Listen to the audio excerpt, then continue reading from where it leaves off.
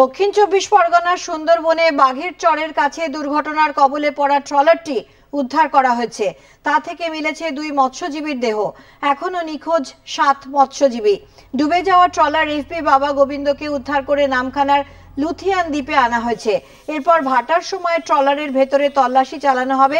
নামখানার হরিপুর ঘাটে উপস্থিত ছিলেন কাকদ্বীপের এসডিপিও প্রসেনজিৎ বন্দ্যোপাধ্যায়, নামখানার বিডিও ও মৎস্যজীবী সংগঠনের কর্তারা।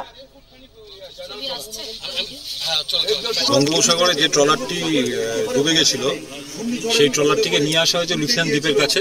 এখন জোয়ার চলছে, জোয়ারের জল নেমে গেলে ওই ট্রলার থেকে বডিগুলো রিকভারি করা হবে এবং আমাদের এফআইবি পুলিশ বোর্ড সবকিছুই আছে।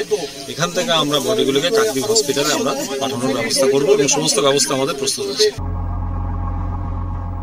নিখোঁজ মৎস্যজীবীদের স্বজনরাও স্বাভাবিকভাবে ব্যাকুল হয়ে উঠেছেন।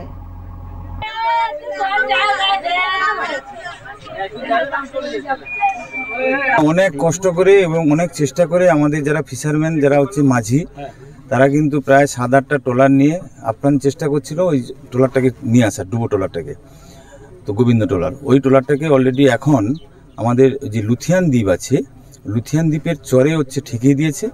ওখানে জলটা, জোয়ারের জলটা যখন নেমে যাবে, ভাটা হবে, তখন কিন্তু ওখানে শুকনো হয়ে যাবে। তো ওখানে যখন শুকনো হয়ে যাবে তখন আমাদের পাম্প সেট দিয়ে আমরা ওই জলটাকে তুলে দেবো। দিলে ওখানে যে আমাদের ফিশারম্যানেরা, আমরা যেটা মনে করছিলাম যে ওর মধ্যেই আটকে থাকতে পারে, তো আমরা ওখানে লোক লাগিয়ে আমরা যদি থাকে আমরা সার্চিং করে আমরা বডি বের করতে পারবো।